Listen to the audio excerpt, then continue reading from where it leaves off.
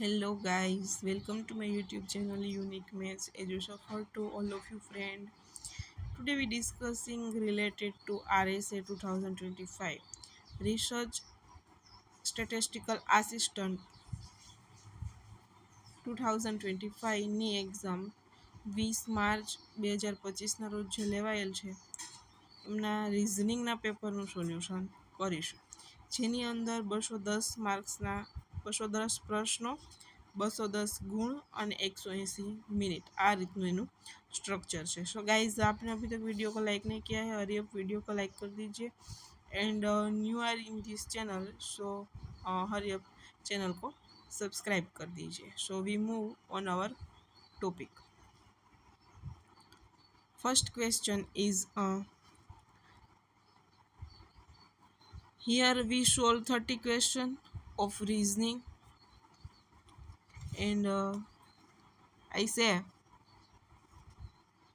moderate level નું exam હતી.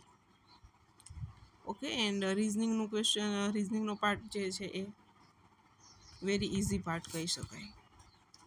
સો we focus on our question number 1 says that કે માનવની 8 વર્ષ પહેલાંની ઉંમર અને 6 વર્ષ પછીની ઉંમરનો ગુણાકાર.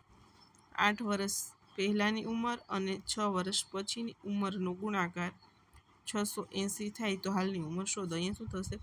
x² - 8x + 6x - 48 = 680. સો 8x² - 2x 680 આમાં ઇક્વલ ટુની લેફ્ટ હેન્ડ સાઈડ આવશે એટલે માઇનસ થશે. સો 728 = 0. સો ક્વાડ્રેટિક ઇક્વેશન આ મળશે આપણને x² - 2x - 728.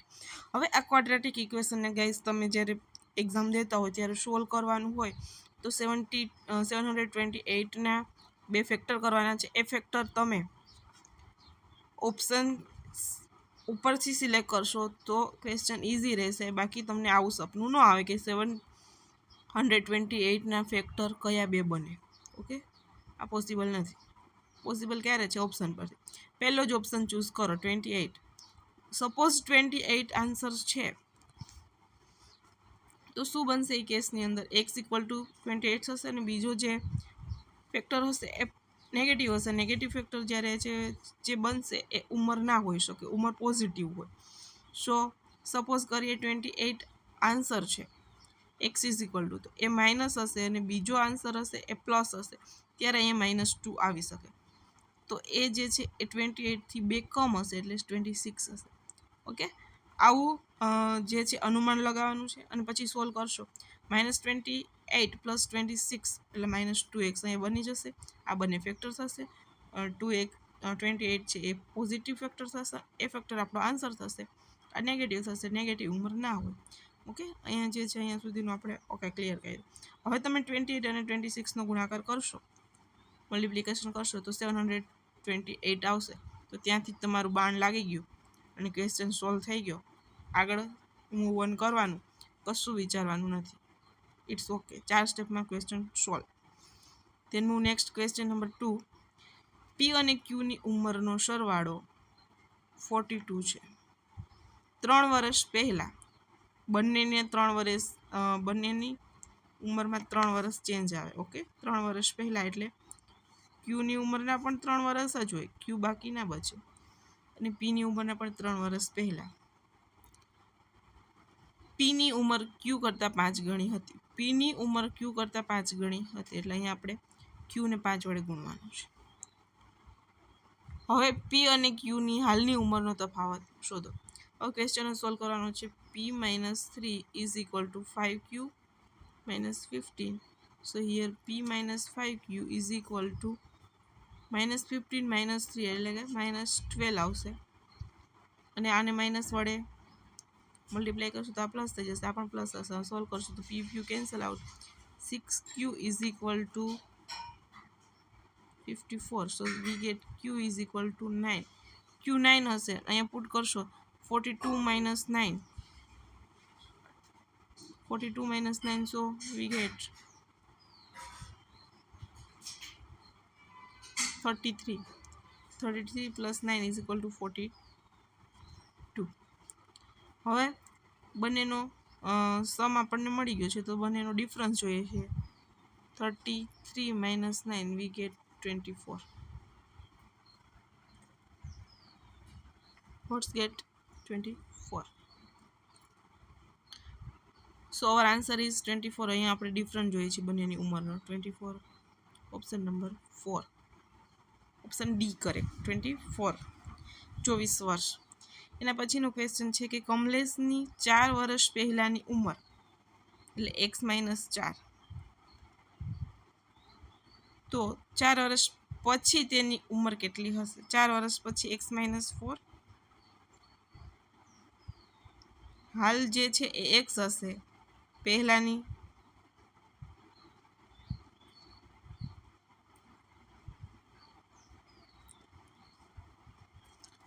4 વર્ષ પહેલાંની ઉંમર x વર્ષ છે. હવે 4 વર્ષ પછીની જોઈએ છે, તો હાલની ઉંમર કેટલી થાય? x + 4. અને હજી 4 વર્ષ પછીની ઉંમર જોઈએ તો again add 4. So we get x + 8. So here option C is correct. Move next, question number 4. માતા અને પુત્રીની હાલની ઉંમરનો ગુણોત્તર. So માતા is m and daughter is d. હાલની ઉંમરનો ગુણોત્તર 6:1 છે. Then next, 6 વર્ષ બાદ આ ગુણોત્તર 4:1 થાય છે. તો હાલમાં પુત્રીની ઉંમર શોધો. 6 વર્ષ બાદ ગુણોત્તર શું થાય છે? 4:1. ઓકે, તો હાલની ઉંમર શોધો. ચલો સપોઝ કરીએ કે 7 વર્ષ, પુત્રીની હાલની ઉંમર 7 વર્ષ છે. તો અહીંયા શું થઈ જાય? 6 × 7 = 42 ને 7. અહીંયા શું થઈ જાય? 7 × 4 = 28 અને 7. તો 42ની અંદર 6 ઉમેરો તો 28 થાય છે? ના, એવું નથી બનતું. તો 28 આપણે અનુમાન ખોટું છે. 7 અનુમાન ખોટું છે.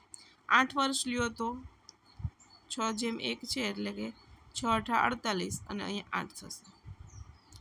6 વર્ષ પછી શું થઈ જાય છે? કયો રેશિયો બને છે? 4:1. એટલે 8 × 4 = 32 અને 8 વધારો થાય છે? ના, એવું બનતું નથી. ચાલો એના પછીનું જોઈએ. 9 વર્ષ. ઓપ્શન સી લો જો. 9 × 4 = 36 / 9. 6 વર્ષ બાદનો ગુણોત્તર જુઓ તો 9 × 4 = 36 / 9.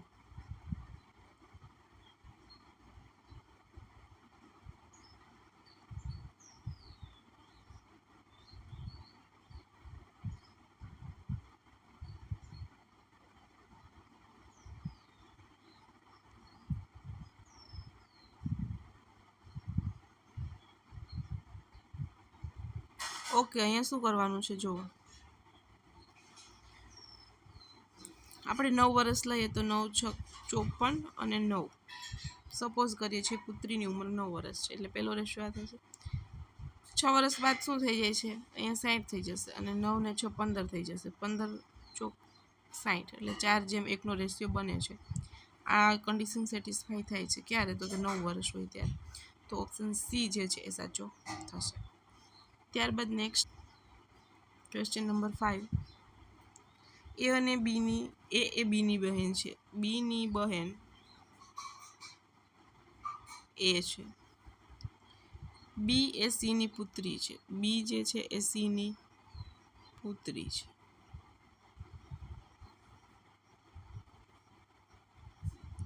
એ જે છે એ બીની બહેન છે, એટલે બંને સ્ત્રી હશે. ઈ એ ડીનો પિતા છે. ઈ એ ડીનો પિતા છે અને ડી જે છે એ એનો ભાઈ છે. ડી એનો ભાઈ એટલે ડી પ્લસ થશે અને ઈ એનો પિતા છે. ડીનો પિતા ઈ છે. ડીનો પિતા ઈ હશે તો સી છે ઓબ્વિયસ એની માતા થશે. B A D all are sister brother, ભાઈ બહેન છે. અને ઈ પિતા થતો હોય તો સી માતા થાય. બંનેના જ સંતાનો છે. હવે પૂરું. ઈ ને સી સાથે સંબંધ શું થાય? સેકન્ડ પર્સન ફર્સ્ટ પર્સનને શું કહેશે? સી જે છે ઈને શું કહેશે? પતિ. સો અહીંયા ઓપ્શન સી સાચો થશે. સી ઈને પતિ કહીને બોલાવશે. Very easy question. હું નેક્સ્ટ ક્વેશ્ચન નંબર 23. વર્ગની અંદર રેન્ડમ ક્વેશ્ચન છે. ક્વેશ્ચન નંબર રેન્ડમ છે. Okay, but 1 to 30 question all are here. Question number 23. વર્ગમાં કુલ વિદ્યાર્થીઓ કેટલા છે? વિધાન 1. છોકરીઓ કરતાં છોકરાઓની સંખ્યા 10 વધુ છે. ઓકે, કુલ કેટલા વિદ્યાર્થી છે પહેલા વિધાન ઉપરથી ખબર ના પડે, કારણ કે 10 વધુ છે એટલું જ કીધું છે, કોઈ એક આંકડો આપ્યો નથી. વિધાન 2. વર્ગમાં કુલ 20 છોકરીઓ છે તો 30 છોકરા હોય તો ટોટલ 50 સંખ્યા થાય. પણ બંને વિધાન જરૂરી છે, તો ઉત્તર મેળવવા માટે બંને વિધાન એક સાથે પૂરતા છે. એના પછી પ્રશ્ન નંબર 24. વાયની કિંમત શોધો ની અંદર પેલું દ્વિચલ સમીકરણ વિધાન 1માં આપ્યું છે, એના ઉપરથી તમને વાયની કિંમત મળે, બીજાની જરૂર નથી. બીજું વિધાન એવું કહે છે કે વાય એ ધન કિંમત ધારણ કરી શકે છે. તો પહેલા ઉપરથી આપણે વિધાન મળે છે અને વાય ધન કિંમત ધારણ કરે છે આપણને ખબર છે, તો બીજા વિધાનની જરૂરી નથી. પણ બીજા વિધાન ઉપરથી તમને વાયની કિંમત ના મળે તો આપણે જવાબ એવો કહી શકીએ કે માત્ર વિધાન 1 ઉત્તર મેળવવા માટે પૂરતું છે, માત્ર વિધાન 2 ઉત્તર મેળવવા માટે પૂરતું નથી. એ ઉપરથી તમને સંપૂર્ણ માહિતી મળી જાય છે, પણ બી ઉપરથી સંપૂર્ણ નથી, આંશિક જ મળે છે. માટે ઓપ્શન એ સાચો થશે. 20 નંબર ક્વેશ્ચન 24માં. Then next question number 27. Question number 27 આ ડીઆઈનો ક્વેશ્ચન છે જે કોષ્ટક રિલેટેડ છે. તો ફર્સ્ટ આપણે 25 ને કોષ્ટક જોઈ લઈએ. ઓકે, ક્વેશ્ચન નંબર 25 કે લંબચોરસની લંબાઈ કેટલી છે? હવે લંબચોરસની લંબાઈ માટે આપણને ખબર જ છે કે પરિમિતિની અથવા તો ક્ષેત્રફળ જોઈએ અને પહોળાઈ જોઈએ. તો વિધાન 1 એવું કહે છે કે લંબચોરસની પરિમિતિ 36 સેમી છે. વિધાન 2 એવું કહે છે કે લંબચોરસની પહોળાઈ 8 સેમી છે. તો બંને વિધાનની જરૂર પડે. માત્ર પરિમિતિ હોય તો લંબાઈ ના મળે અને માત્ર પહોળાઈ હોય તો પણ લંબાઈ ના મળે. તો આની અંદર આપણે એવું કહી શકીએ કે ઉત્તર મેળવવા માટે બંને વિધાન એક સાથે પૂરતા છે, માટે ઓપ્શન સી સાચો થશે. તે નેક્સ્ટ કોષ્ટક જોઈએ તો નીચેનું કોષ્ટક પુસ્તકો, સામયિકો અને જર્નલ્સને વસ્તુઓની 3 શ્રેણીઓ તરીકે વેચતી વખતે વર્ષ 2012 થી લઈને 2015 દરમિયાન પ્રકાશન ગૃહ દ્વારા પેદા થયેલી વેચાણ આવક પરના ડેટાને દર્શાવે છે. સો પ્રશ્ન નંબર 26 કે સૌથી ઓછું પ્રમાણિત વિચલન કઈ વસ્તુના વેચાણમાં છે? સૌથી ઓછું પ્રમાણિત વિચલન એ કહી ના શકાય કઈ વસ્તુના વેચાણમાં છે, એટલે ઓપ્શન ડી. ત્યારબાદનો પ્રશ્ન આ રિલેટેડ છે. પ્રશ્ન જોઈ લઈએ પછી કોષ્ટક જોઈએ કે 2014 થી 2015 સુધી 2014 થી 2015નું કુલ વેચાણ આવકની દ્રષ્ટિએ એ જ વૃદ્ધિ દર્શાવતું હતું. તે જ સમાન વૃદ્ધિ વર્ષ 2016 પણ 2015ની સરખામણીએ દર્શાવે. તો વર્ષ 2016માં આવક આશરે હોવી જોઈએ. તો અહીંયા જુઓ પ્રશ્ન એવો છે કે 14 અને 15નું કુલ વેચાણ આવકની દ્રષ્ટિએ જે વૃદ્ધિ દર્શાવે છે એ જ વૃદ્ધિ 2016માં પણ 15ની સરખામણીએ આશરે વધવી જોઈએ. તો અહીંયા આપણે સરવાળો કરશું ને તો 14નો સરવાળો છે ને 169 થશે, 2015નો સરવાળો કરશું ને તો 173 થશે. તો અહીંયા કેટલી વૃદ્ધિ થઈ? 4 અંકની વૃદ્ધિ થઈ.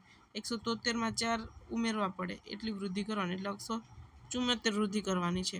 તો કેટલી વૃદ્ધિ થાય છે? 174 વત્તા 4 એટલે કે 177 લાખ થશે. 2016માં આવક આશરે કેટલી હોવી જોઈએ? તો 177 લાખ. ત્યારબાદ પ્રશ્ન નંબર 28 કે વસ્તુઓની ઓછામાં ઓછી 2 શ્રેણીમાંથી આવકમાં વધારો થયો હોય તેવા વર્ષોની સંખ્યા શોધો. તો જુઓ અહીંયા પ્રશ્ન એવો છે કે વસ્તુઓની ઓછામાં ઓછી બે શ્રેણીમાંથી, એટલે બે આડી બે જે શ્રેણી છે હરોળ, વસ્તુઓ જનરલ અને સામયિકમાંથી કોઈ પણ બે શ્રેણીમાંથી આવકમાં વધારો થયો હોય તેવા વર્ષો જોવાના છે. તો પહેલાની અંદર 46 થી 47 એટલે આવકમાં વધારો, 31 થી 39 આવકમાં વધારો, 73 થી 77 આવકમાં વધારો. તો આ એક વર્ષ લઈ શકાય 2012 કે બે કરતાં વધારે શ્રેણીમાં આવકમાં વધારો થયો છે. 2013ની અંદર જુઓ તો 47 થી 45 આવકમાં વધારો, 39 થી 46 આવકમાં વધારો, 77 થી 78 આવકમાં વધારો. આ બીજું વર્ષ એવું છે કે જેની અંદર આવકમાં બે શ્રેણી કરતાં વધારે શ્રેણીની અંદર આવકમાં વધારો થયો છે. હવે પ્રશ્ન 2014 થી 15માં જોઈએ તો 45 થી 44 આવકમાં ઘટાડો, ના ચાલે. 46 થી 51 આવકમાં વધારો, આમાં અંદર વધારો નહીં ઘટાડો નહીં. તો એકની અંદર જ આવકમાં વધારો થયો છે. તો એવી કઈ શ્રેણી, બે જ શ્રેણી મળે છે, બે વર્ષો મળે છે 2013 અને 14 જેની અંદર બે કરતાં વધારે શ્રેણીમાં આવકમાં વધારો થયો છે. એટલે બે વર્ષ એટલે ઓપ્શન બી, ઓપ્શન સી આવશે કે જે બે વર્ષમાં આવકની અંદર વધારો થાય છે. ત્યારબાદ પ્રશ્ન નંબર 29, વર્ષ 2015માં કુલ આવકના આશરે કેટલા ટકા પુસ્તકોમાંથી આવ્યા હશે? ઓકે, 2015ની અંદર પુસ્તક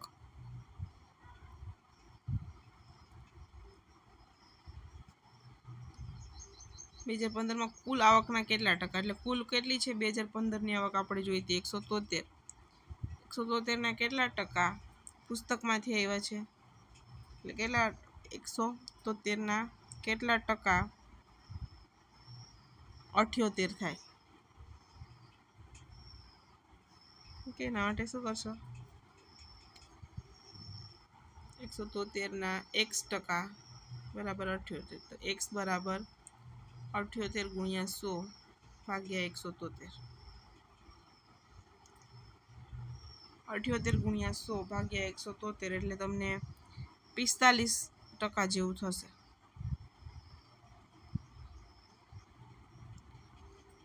$7,800 ભાગ્યા 173 કરશો ને એટલે 45% જેવું મળે. તો જે કયો છે ઓપ્શન 45%, એટલે ઓપ્શન એ. ત્યારબાદ પ્રશ્ન નંબર 30, સામયિકોના વેચાણમાં વર્ષ 2012 થી 15 સુધીમાં આશરે કેટલા ટકાવારી વધારો થયો છે? 12 થી 15 સામયિક એટલે કે મેગેઝિન. 31 લઈને 51 થયો એટલે કે 20 વધ્યું છે. કેટલું વધ્યું છે? 20 સંખ્યા વધી. તો આપણે એ જોવાનું છે કે 51ના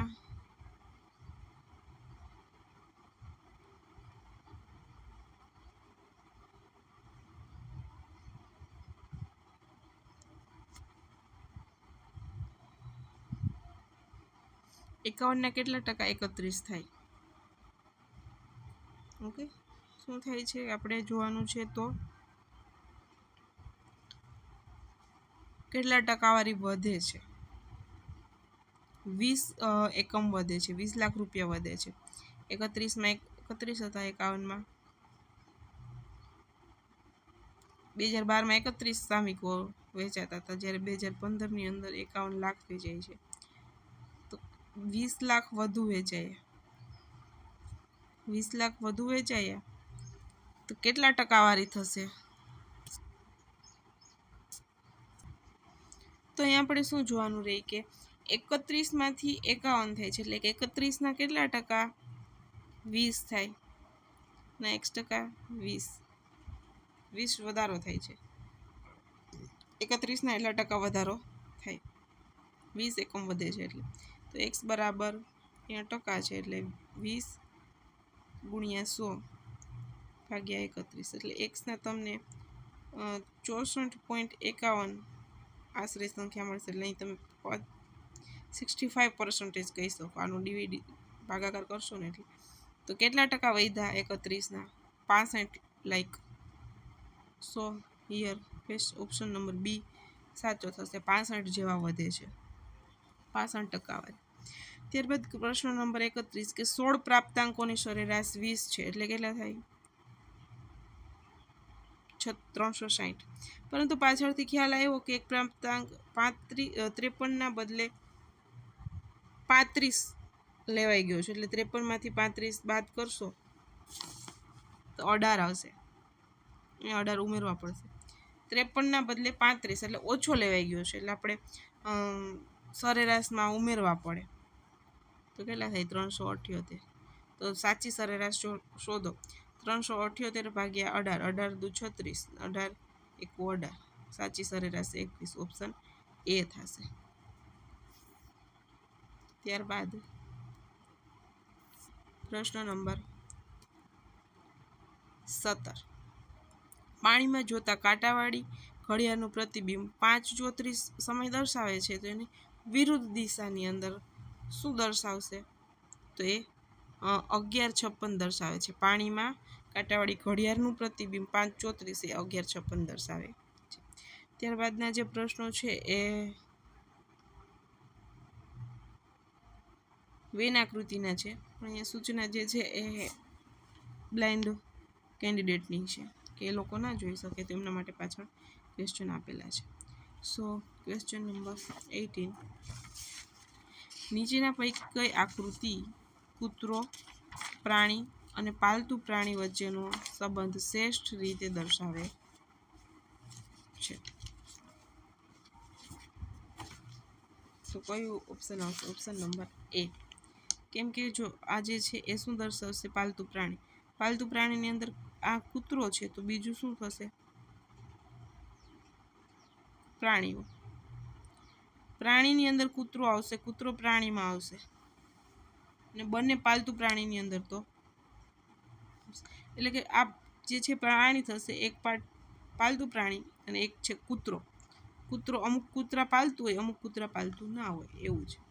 અમુક પ્રાણીની અંદર આટલો ભાગ કૂતરા હશે, બાકી ના હશે, એટલે એ બંધ બેસતો ઓપ્શન એ જે છે એ સંબંધ શ્રેષ્ઠ રીતે બંધ બેસે છે. ત્યારબાદનો ક્વેશ્ચન નંબર 19. નીચેના પૈકી કઈ આકૃતિ લોકો, દર્દી અને ડૉક્ટર વચ્ચેના સંબંધને શ્રેષ્ઠ રીતે દર્શાવે છે? તો આ ઓપ્શન કહી શકાય લોકો, દર્દી અને ડૉક્ટર. અમુક દર્દી ડૉક્ટર હશે, અમુક ડૉક્ટર દર્દી હશે, ને દર્દી અને ડૉક્ટર બંને લોકો તો હશે જ. ઓકે, આવું કહી શકાય, ઓપ્શન ડી. ત્યારબાદ ક્વેશ્ચન નંબર 11 ની અંદર મરીન શબ્દને DMHQZL થી ડિનોટ કર્યો છે. સો અહીંયા જો એમની આગળ શું આવશે? એમ પછી એટલે એમની પહેલાં એલ આવશે, એની પહેલાં ઝેડ આવશે, આરની પહેલાં ક્યુ આવશે, આઈની પહેલાં એચ આવશે, એનની પહેલાં એમ આવશે, ઈની પહેલાં ડી આવશે. હવે આપણો શબ્દ છે ટેમ્પર.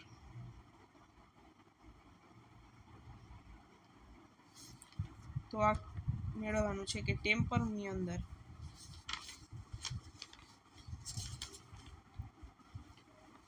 કયો કોડ બને. સો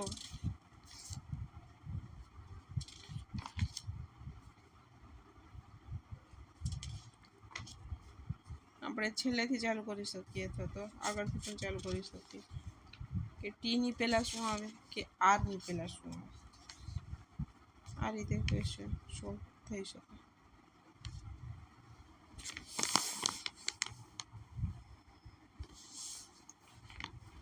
આરની પહેલાં આવશે ક્યુ, ઈની પહેલાં ડી, પીની પહેલાં ઓ, એમની પહેલાં એલ, ઈની પહેલાં ડી, ટીની પહેલાં એસ.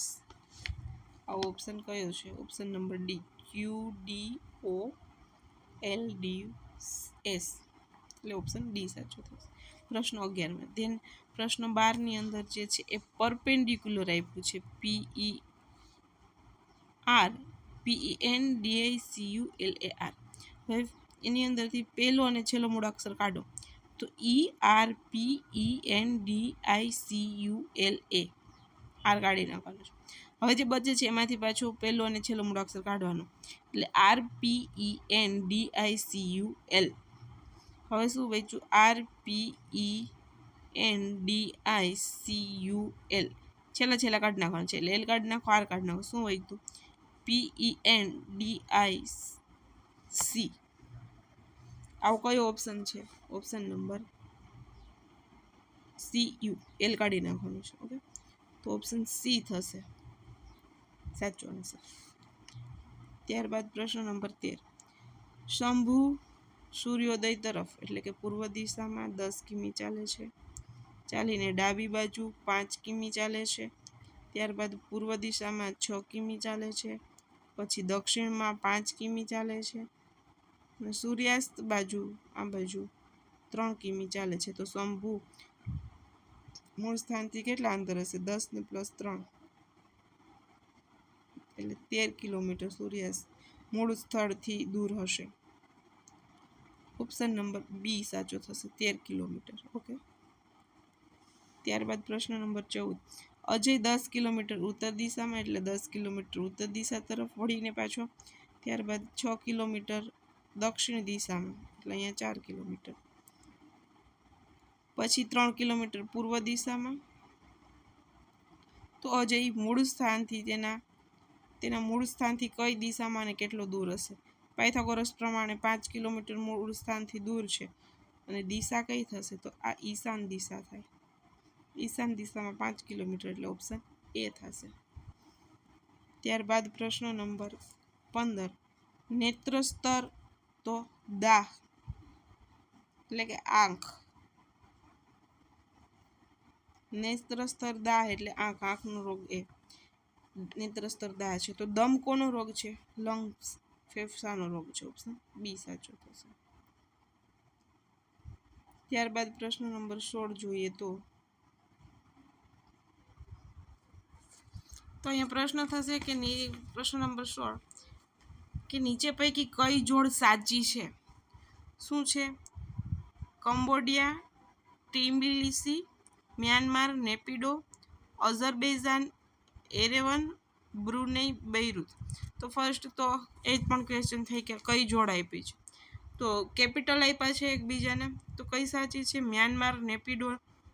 મ્યાનમારનું કેપિટલ નેપિડો છે, એ જોડ સાચી છે.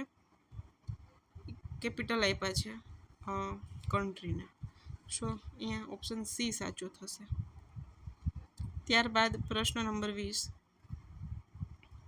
નીચે પૈકી કઈ આકૃતિ આપેલ વિધાનને સાંકળીને દર્શાવતી સાચી આકૃતિ છે?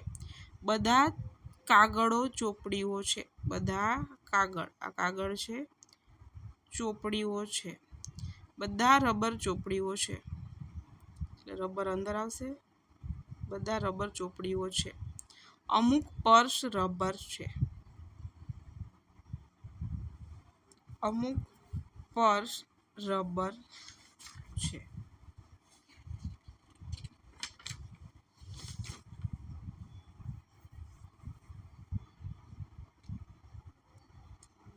અહીંયા શું બનશે? જો બધા કાગળો ચોપડીઓ છે, એટલે આ બધા કાગળ છે, આ ચોપડીઓ છે. બધા રબર ચોપડીઓ છે.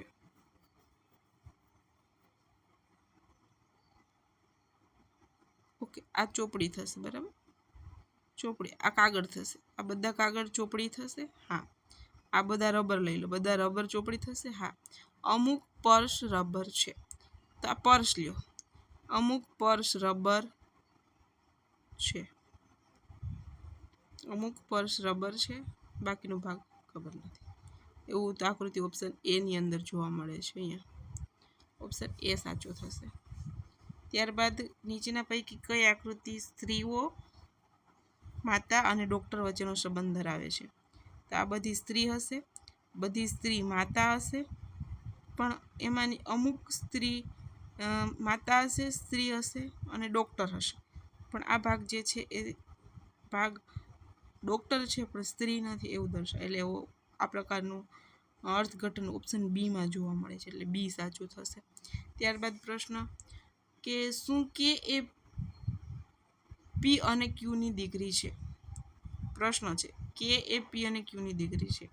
તો વિધાન એવું કહે છે કે એક વિધાન કહે છે કે પી અને ક્યુ પતિ પત્ની છે ને તેમને 2 બાળકો છે કે અને ડી. કે દીકરી છે એ આપણો પ્રશ્ન છે, 2 બાળકો છે. તો ઓપ્શન બી એવું કહે છે કે એ ડીનો ભાઈ છે. કે છે એ ડીનો ભાઈ છે. કે એ ડીનો ભાઈ છે અને પી અને ક્યુની પતિ પત્ની છે. તો કે છે પી ક્યુની દીકરી થશે. પ્રશ્ન એવો છે. તો આપણું વિધાન એવું કહે છે કે પી અને ક્યુ પતિ પત્ની છે, તેના 2 બાળકો છે કે અને ડી. કે એ ડીનો ભાઈ છે. તો કે ડીનો ભાઈ હોય તો દીકરી કઈ રીતે બની શકે? તો આવું કહી શકાય કે બંને વિધાનમાં કંઈક ખૂટતું હોય એવું લાગે છે. વિધાન 1 ઉત્તર આપવા માટે પૂરતું છે, બંને પૂરતા નથી એવું આપ્યું છે ઉત્તર બનાવવા માટે. આ ઓપ્શન ડી સાચો થશે કે ઉત્તર મેળવવા માટે બંને વિધાન એકસાથે પૂરતા નથી. પ્રશ્ન છે કે શું કે એ પી ક્યુની દીકરી છે? વિધાન નંબર 2માં એવું કહે છે કે એ ડીનો ભાઈ છે. ડીનો ભાઈ કે હોય તો કે દીકરી કઈ રીતે બની શકે? અને એને તો 2 જ બાળકો છે.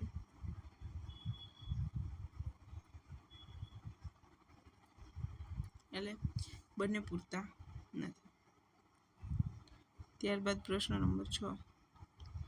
એક વ્યક્તિનો પરિચય આપતા એક મહિલાએ કહ્યું, મહિલા આપણે જ લઈ લો ખુદ, મારી મમ્મીની મમ્મીનો પુત્ર આપણો શું થાય? મામા થાય.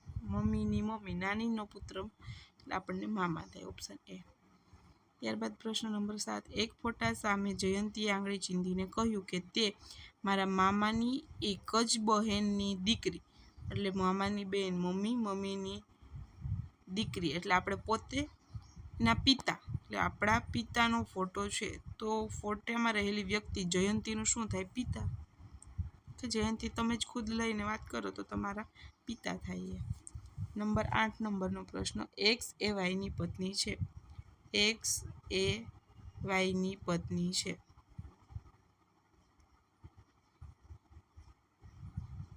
વાય એ ઝેડનો ભાઈ છે. ઝેડનો ભાઈ વાય છે. ઝેડ એ પીનો પુત્ર છે. ઝેડ પીનો પુત્ર છે. પીને એક્સ સાથે કેવી રીતે સંબંધ થશે? હવે પત્નીનો વાય, ભાઈ પતિ, પતિનો ભાઈ એટલે બોથાર, અને એનો પુત્ર પીનો પુત્ર છે. એટલે પી શું થાય? એક્સના એટલે કે વાયના પી કાં તો મમ્મી હશે ને કાં તો પપ્પા હશે. જે હશે એક્સને શું થાય? પત્નીને, તો પત્નીને સાસુ અથવા સસરા, તો ઓપ્શનમાં સસરા છે. તો પી આપણે એવું લઈ લેવાનું કે પુલિંગ હશે, એના પપ્પા હશે. અહીંયા ઉલ્લેખ કરીને આપ્યું નથી, એનો પુત્ર છે એટલું જ કીધું છે, પણ ઓપ્શનમાં સાસુ નથી એટલે સસરા આવે. ત્યારબાદ પ્રશ્ન નંબર 9. 53 53 40 40 27 27. તો હવે શું આવશે?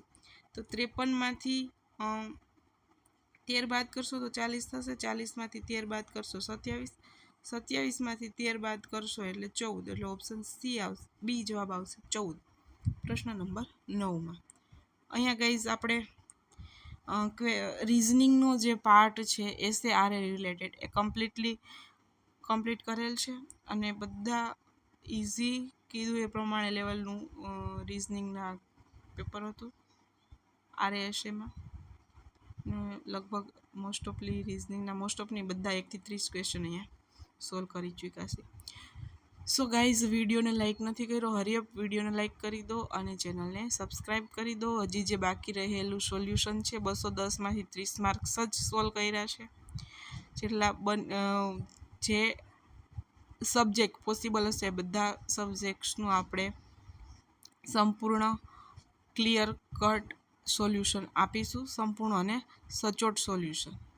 એના માટે વિડીયોને લાઇક કરવો પડશે અને ચેનલને સબસ્ક્રાઈબ કરો, જેથી કરીને નોટિફિકેશન મળતું રહે અને આવી જ કોમ્પિટિટિવ એક્ઝામના રિઝનિંગ મેથ્સના તમારું બેઝ ક્લિયર થાય. Thank you guys.